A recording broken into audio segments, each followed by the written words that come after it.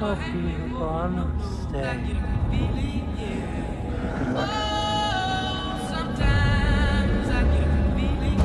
I'm watching the earth crumble before my eyes.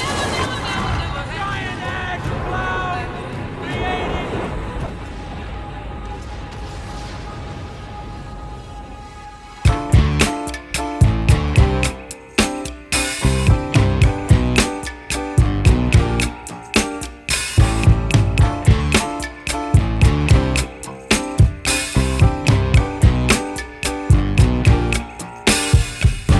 I'm overheated, can hardly sleep at night, doing crazy dreaming. You're the reason why. Hiding by the baby, losing my mind. Don't try to save me. I feel alive. My world is faster and faster. The tears and the laughter. I'm here for the ride. Yes, yes, I'm an emotional mess. Yes, but you wouldn't want me less. Yes, 'cause you know how wild it could get to love an emotional mess.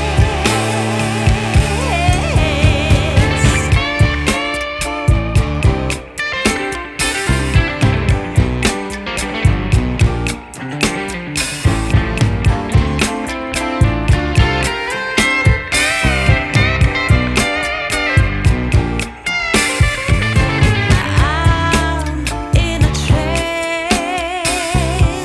spinning out of control.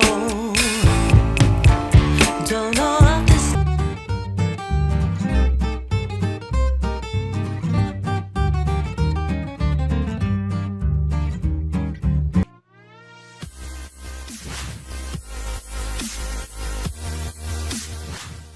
Oke, assalamualaikum warahmatullahi wabarakatuh. Oke teman-teman, kembali lagi bersama saya di channelnya Agung Yusian. Oke, jadi pada video kali ini saya akan membahas beberapa tentang news yang masih hangat ya tentunya, yaitu tentang yang namanya itu kalau IMF gitu ya. Jadi itu melakukan suatu pelarangan ya terhadap kripto ya, untuk yang namanya itu untuk menangani yang namanya itu inflasi. Itu menurut IMF. Nanti akan kita bahas. Ini beritanya juga sangat berpengaruh banget ke yang namanya itu market, teman-teman. Oke, di sini juga untuk di bitcoin.com juga ada ya sama ya. Jadi One IMF menawarkan panduan untuk mengembangkan kebijakan kripto yang efektif, regulator juga sama semuanya. Kemudian ada juga yang dari Coinpedia juga ya di sini. Tapi selain yang namanya itu pelarangan, ada juga berita bagus dari Coinpedia di sini bahwa hype Cina cryptocurrency, mungkinkah hal besar berikutnya untuk cryptocurrency. Jadi yang di sini itu bahwa Cina itu dia itu untuk akan melakukan satu gebrakan di market kripto tentunya ya, untuk membantu perekonomian yang ada di China. Oke teman-teman. Ini kemudian di sini juga nanti saya akan bahas mengenai tentang data PCE yang mengguncang pasar kripto. Oke teman-teman. Sekarang kalau misalkan kita coba lihat yang namanya itu hasil dari data PCE yang kemarin ya, yaitu personal consumer expenditure ya di sini. Oke, di sini untuk nilainya itu yaitu sekitaran kemarin itu untuk core-nya itu mengalami kenaikan ya sebesar 0,6%. Sementara di forecast itu sekitar 0,4%, dan untuk yang sebelumnya itu sekitar 0,4%. Jadi ini itu adalah di luar dari di luar dari forecast yang sebelumnya, teman-teman. Oke. Makanya itu berpengaruh sekali untuk ke market kripto ataupun stok ya. Ini untuk yang data dari yang namanya itu S&P 500 di sini. Itu merah-merah semua ya untuk Apple semuanya ya. Kemudian kita coba lihat untuk yang dari Nasdaq ya. Untuk dari Nasdaq seperti apa, sama juga ya. Nasdaq oke, pada merah semua, market ini merah merona ya karena adanya data core PCA. Kemudian sini untuk Dow Jones juga sama. Kita coba lihat di yang namanya tuh di Indonesia ya. Indonesia itu apa coba? Oh, di Indonesia cukup merah untuk bank ya, untuk bank BNI, BCA, BRI juga merah. Kemudian untuk Telkom yang masih hijau ya, kita kenaikan 1,7. Untuk Sampurna ini mengalami kenaikan yang cukup bagus ya, sekitaran 3,54%. Kemudian untuk Sigoto juga mengalami kenaikan sebesar 3,45%, dan untuk Kalbe Farma juga mengalami kenaikan sebesar 4,13%, teman-teman. Ini untuk dari market saham di Indonesia. Kemudian kalau misalkan kita coba lihat yang namanya itu dari si Bitcoin di sini, untuk si Bitcoin pada saat ini itu mengalami yang namanya itu penurunan ya, sejak adanya itu di sini kemarin pertanggal 24 Februari ya, yaitu sekitaran jam 8 ini udah mulai mengalami penurunan sebesar berapa persen sini, kita coba ukur sampai ke titik ini, yaitu sekitaran 3,73% sejak adanya yang namanya itu data core PCE ya, PCI itu. Oke, ini untuk si Bitcoin. Kalau misalnya kita coba lihat yang namanya itu di total global crypto market cap pada saat ini itu mengalami penurunan sebesar 3,07% dengan total market cap-nya itu sekitaran 1,06 triliun US dollar, teman-teman. Oke, untuk si Bitcoin pada saat ini di harga sekitaran 23.061 US dollar.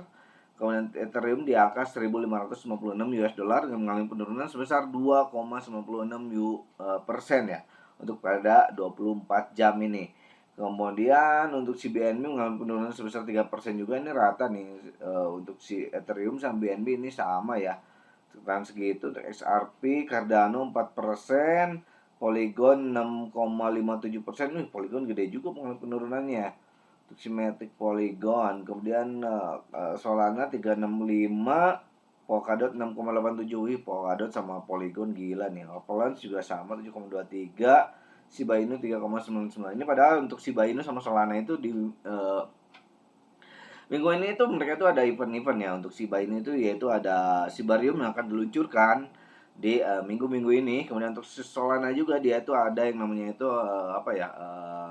handphonenya ya, mobile phone, smartphone-nya dari si Solana itu, Solana Saga itu akan diluncurkan juga pada minggu ini. Tapi karena market itu pada saat ini itu ada yang namanya itu di sini Core PCI Enterprise Index di sini mengalami penurunan 0,6% nih, yaitu datanya itu, maka market itu anjlok, teman-teman.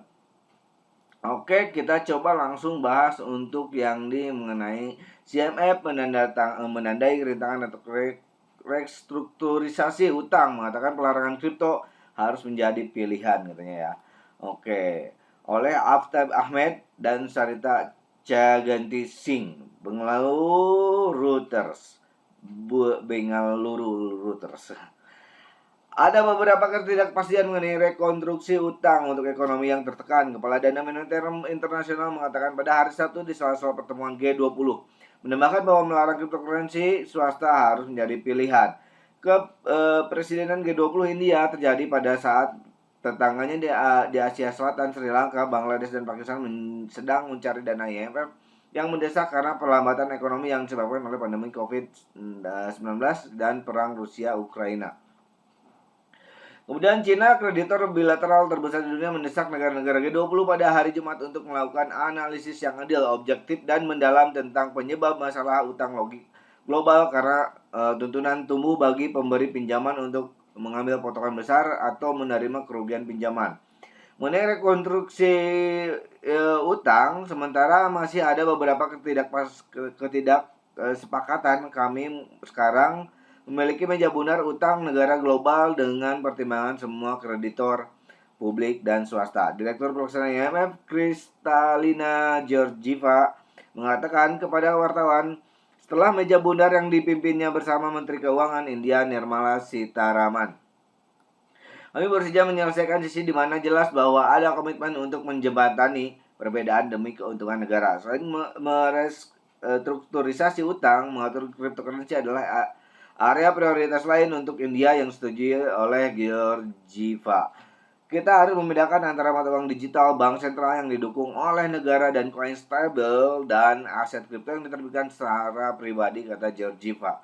Harus ada dorongan yang sangat kuat untuk regulasi. Jika regulasi gagal, jika Anda lambat melakukannya, maka kita tidak boleh membatalkan pelarangan aset tersebut karena dapat menimbulkan resiko stabilitas keuangan. Begitu ini menurut dari si beritanya dari si investing.com ya teman-teman. Kemudian kalau misalkan kita coba lihat juga berita di sini yang di si bitcoin.com ya. Di sini Dewan IMF menawarkan panduan untuk mengembangkan kebijakan kripto yang efektif katanya ya. Dewan Eksekutif Dana Moneter Internasional atau IMF telah memberikan panduan bagi negara-negara anggota untuk mengembangkan kebijakan kripto yang efektif.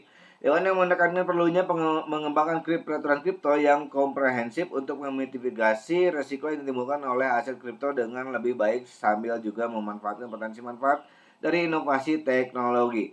Dewan Eksekutif IMF memberikan panduan tentang peraturan kripto. Dewan Moneter Internasional IMF mengumumkan pada hari Kamis hasil diskusi yang diadakan oleh Direktur Dewan Eksekutifnya pada sebuah makalah berjudul Elemen Kebijakan Eksekutif Efektif untuk Aset Kripto. Memperhatikan bahwa manakah tersebut menetapkan kerangka peraturan yang dapat membantu anggota mengembangkan respon kebijakan yang komprehensif, konsisten, dan terkoordinasi terhadap aset kripto. IMF menekankan, dengan mengadopsi kerangka kerja, pembuat kebijakan dapat mengurangi resiko yang ditimbulkan oleh aset kripto dengan lebih baik sambil juga memanfaatkan potensi manfaat dari inovasi teknologi yang terkait dengannya. Begitu. Ini cara. Kemudian sini yang direksi umumnya setuju bahwa aset kripto tidak boleh diberikan mata uang resmi atau status legal tender untuk menjaga kedaulatan dan stabilitas moneter. Jadi kalau misalkan saya baca sini ya, ini itu ya untuk para petinggi Amerika yang tentunya itu bank sentral itu pokoknya untuk perbankan. Sebenarnya ini di sini semakin sudah jelas terlihat bahwa mereka itu ketakutan akan yang namanya itu kalau misalkan kripto itu lebih untuk market itu lebih percaya ke kripto daripada ke dolar. Mereka itu sangat ketakutan, mungkin karena takut bangkrut kali ya.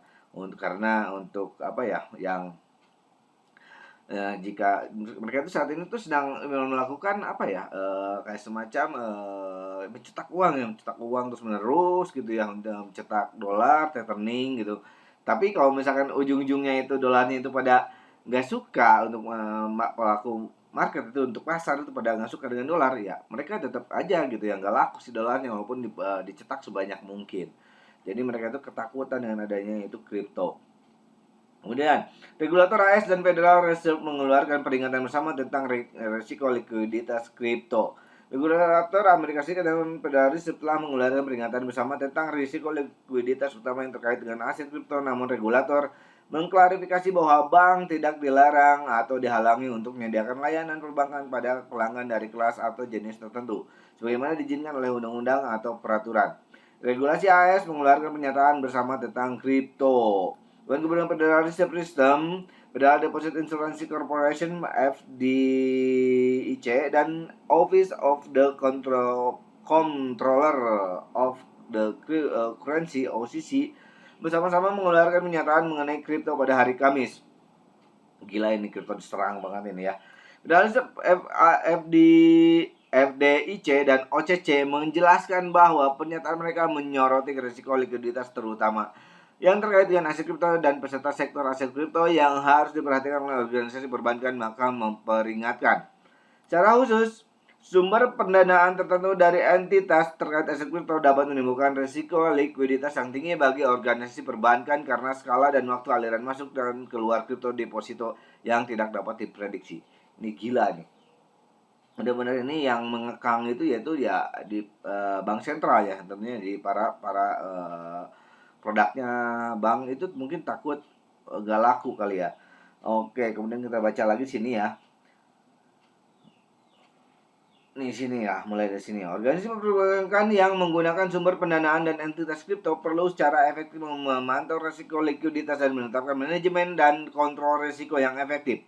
Saran dari Federal Reserve, FDIC, dan OCC sambil menekankan bahwa organisasi perbankan harus menerapkan prinsip manajemen risiko yang ada untuk kripto. Regulator mengklarifikasi, organisasi perbankan tidak dilarang untuk memberikan layanan perbankan kepada pelanggan dari kelas atau jenis tertentu sebagaimana diizinkan oleh undang-undang atau peraturan. Gila banget. Ini semakin ini aja ya, kemungkinan kalau ke market tuh pasti akan yang namanya itu lebih lebih volatile lah untuk kedepannya, itu kelihatan.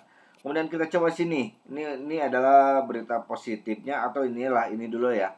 Ini tentang data PCE mengguncang pasar kripto, inilah yang harus Anda ketahui. Oke, ini yang penting nih menurut saya. Jadi rilis data pengeluaran konsumsi pribadi PCE pada Jumat malam berdampak signifikan pada pasar cryptocurrency, menyebabkan penurunan harga yang signifikan. Data PCE terkenal untuk menangkap inflasi dan mencerminkan perubahan perilaku konsumen, menjadikannya faktor penting dalam proses pengambilan keputusan Federal Reserve untuk menetapkan suku bunga. Inilah semua yang perlu Anda ketahui tentang dampak data PCE di pasar kripto. Pasar kripto menanggapi rilis data PCE. Seperti yang diharapkan, rilis data PCE berdampak negatif pada pasar kripto dalam 24 jam setelah rilis data. Bitcoin turun 32,35% menjadi 23.849 US dollar. Sementara Ethereum turun 1,02% menjadi 1.652 US dollar. Dari 10 cryptocurrency teratas juga jatuh pada hari itu, dengan Polkadot dan Polygon Matic menjadi pecundang paling signifikan, keduanya turun lebih dari 3%. Dampak pada kapitalisasi pasar kripto. Kapitalisasi pasar cryptocurrency global turun 1,95% menjadi 1,09 triliun dalam 24 jam setelah ada rilis data PCE. Total volume perdagangan turun 6,33% menjadi 56,02 miliar US dollar. Angka-angka ini menunjukkan dampak negatif yang signifikan dari data PCE di pasar kripto. Penurunan baru-baru ini pasar cryptocurrency memperkuat argumen bahwa saham dan aset digital semakin berkolerasi. Memberikan sedikit manfaat diversifikasi, ini berarti bahwa pedagang yang memegang saham dan mata uang kripto dalam portfolio mereka menghadapi risiko yang serupa. Bitcoin telah mengalami kemunduran setelah gagal menembus di atas 25.200, area yang telah bertindak sebagai resistensi kuat di masa lalu. Sementara kemunduran baru-baru ini bisa menjadi jeda sementara sebelum leg berikut yang lebih tinggi. Diperlukan lebih banyak bukti teknis untuk mengkonfirmasi bahwa yang terburuk di ruang kripto telah berakhir dan bahwa Bitcoin dapat memperpanjang pemulihan jangka pendeknya. Ini gila banget. Jadi ya benar, di sini nih mulai dia anjlok sebesar 3% nih dengan data PCE ini. Tapi sebelum data keluar PCE ini udah mengalami namanya itu udah mulai kelihatan ya akan penurunannya. Jadi untuk kalau misalkan menurut saya pribadi, secara total itu ya dia kisaran sini sampai ke sini sebenarnya. Itu sebesar 7,27% untuk si Bitcoin. Karena di sekitaran di tanggal 21 juga ini udah mulai yang namanya itu ya banyak sekali ya seller kuat banget di sini, mungkin karena akan yang namanya itu rilis yang namanya itu data PCE. Oke. Kemudian kita coba lihat di sini hype Cina crypto pump, mungkinkah hal besar berikutnya untuk cryptocurrency. Ini seru ini. Ini seru untuk kita bahas ya. Sini ya. Sentral Cina terus mencetak uang dengan sangat cepat. Kecintaan negara yang berkembang terhadap cryptocurrency siap untuk mendorong pasar aset digital ke ketinggian yang belum pernah terjadi sebelumnya.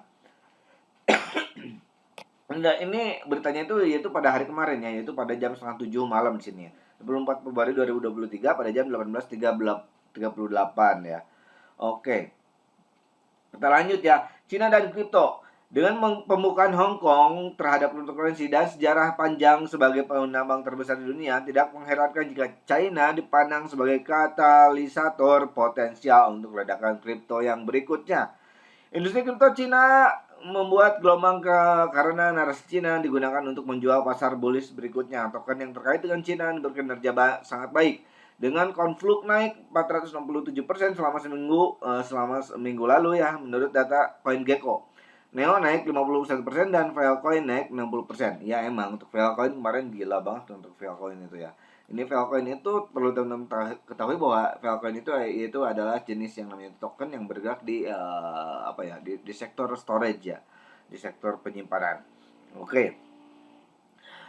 Seperti cloud ya. Nah, seperti itulah, atau database atau yang seperti itu.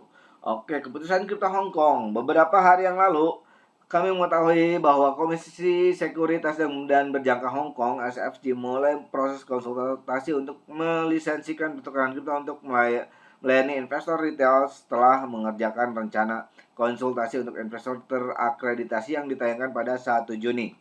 Kemudian stable juga diatur untuk di kota menggunakan lembaga dan kepercayaan yang tergabung secara lokal. Pengumuman ini memicu ekspektasi ledakan kripto yang dipimpin Asia setelah Bloomberg melaporkan bahwa pemerintah China daratan di Beijing dapat secara diam-diam mendukung gagasan tersebut. Perdagangan eceran cryptocurrency saat ini dilarang di Hong Kong, namun pengumuman bahwa wilayah administrasi khusus China kembali terjun ke kripto segera memicu reaksi bullish dari pengguna dan eksekutif sehari-hari. Selain itu, pertukaran kripto Gate.io dan Huobi Global telah menyatakan bahwa mereka akan mengajukan lisensi pertukaran kripto di Hong Kong dan mematuhi peraturan yang relevan untuk menawarkan layanan kepada klien di Hong Kong. Pengguna kripto dan pemangku kepentingan bersama-sama memiliki waktu hingga 31 Maret untuk ikut serta dalam konsultasi SFC. Hong Kong akan menggantikan Amerika Serikat. Wow, gila ya. Oke, di sisi lain, regulator Amerika Serikat menindak Bitcoin, Ethereum, cryptocurrency, dan perusahaan kripto setelah keruntuhan FTX tahun lalu yang mengirimkan gelombang kejutan melalui pasar kripto. CEO Coinbase Brian Armstrong memperingatkan bahwa tanpa undang-undang yang jelas tentang cryptocurrency dan suasana bersahabat dari pihak berwenang, Amerika Serikat dapat kehilangan tempatnya sebagai pusat keuangan dalam jangka yang sangat panjang. Oke, selain itu katanya kripto tersedia untuk semua orang seluruh dunia dengan Uni Eropa UA, kemudian Inggris Raya UK dan Hong Kong HK ya. Saat ini sedang mengatur kecepatan dan memiliki potensi untuk maju dari Amerika Serikat. Apakah mungkin untuk China dan Hong Kong ini akan menjadi kandidat yang berikutnya, the next generation dari yang namanya itu Amerika Serikat? Karena semua orang di dunia ini sudah pada muak dengan yang namanya itu dolar, teman-teman. Oke, kita coba lihat untuk potensi yang berikutnya. Untuk dari segi TradingView, kalau misalkan kita dilihat di sini tuh emang di sini tuh ada, kalau misalkan kita coba tarik garis ke samping ini tuh adalah yang itu resisten yang cukup kuat juga di sini karena dia mau pada tanggal berapa ini? Pada tanggal sekitaran ini ya Januari ya. 21 Januari itu mengalami pertamanya itu dia tuh mau bullish, kemudian tertekan di sini resisten ini sangat kuat banget 1 2 3 kali 4 kali jadi sideways di area sini, kemudian dia berhasil loncat lagi, turun lagi untuk di area sini. Ini itu ada resisten kuat juga di area sini. Dari sini ini menggunakan time frame 1 jam ya teman-teman, 1 jam. Kemudian sini itu adalah titik supportnya yang cukup kuat. Di sini juga sebenarnya ini tuh cukup kuat karena apa, di sini tuh dia itu mengalami ini tuh yang namanya itu senternya dari sideways-nya dia yang di periode bulan Januari. Kemudian pada saat di senternya ini, sinilah mulai titik dia itu untuk mengacang lagi ya sampai ke resisten yang paling besar saat ini, yaitu di area kisaran 24.800 ya untuk saat ini. Ya, kemudian di sini tertahan juga untuk di area ini yaitu di sekitaran 23.052. Dan kalau misalkan dia itu nggak mampu untuk kuat di sini, paling mentok-mentoknya itu jatuh di angka di kisaran sekitar 21.500 US dollar untuk si Bitcoin. Ini untuk time frame 1 jam. Kalau misalkan kita coba menggunakan time frame yang namanya itu dari time frame daily ya, untuk time frame daily, maka itu adalah seperti ini. Di sini terlihat teman-teman bahwa di sini itu adalah apa ya? Nah, di sini itu terlihat ini resisten yang sangat kuat banget sih, 1 2 3 ya. 4 5 udah 5 kali, berarti udah 5 kali dia itu untuk retest di area sekitaran sini. Teman-teman di area sekitaran 24.700 sampai ke sekitaran 23.800. Tapi sekarang itu dia nggak mampu untuk di area 23.800, maka dia itu sekarang ada di angka 23.000 US dollar begitu teman-teman. Tapi kalau misalkan dilihat dari yang namanya itu apa ya, indikator dari nada raya Watson envelope di sini, bahwa ini itu adalah sepertinya itu apa ya, ada apa ya, area yang namanya itu emang udah pas untuk bertahan di area sini ya, di area sekitaran ini, karena ini sini ya apa ya namanya, emang udah dari awalnya itu sejajar ya, sangat kuat banget. Mungkin coba ditarik ke sini tuh guys. Nah, itu adalah resisten 1 2 3, lalu support, resisten lagi beberapa kali uji coba di sini sampai akhirnya dia itu tembus, kemudian dia ini jadiin lagi yang namanya itu resisten di area ini, teman-teman. Oke, kemudian apakah dia itu akan mampu untuk keluar dari yang namanya itu resisten di area sini, ataukah dia itu akan balik lagi ke bawah di kisaran sekitaran 21.500? Kita coba lihat untuk market yang berikutnya, teman-teman. Tapi untuk yang kedepannya di sini juga saya udah setting yang namanya itu akan ada yang namanya event-event. Yang pertama itu yaitu nanti pada tanggal 27 Februari ya, jam 9 malam, yaitu ada yang namanya itu Durable Goods Order Month. Kemudian ada juga di sini ESM Manufacturing PMI, yaitu pada tanggal 1 Maretnya 2023, teman-teman.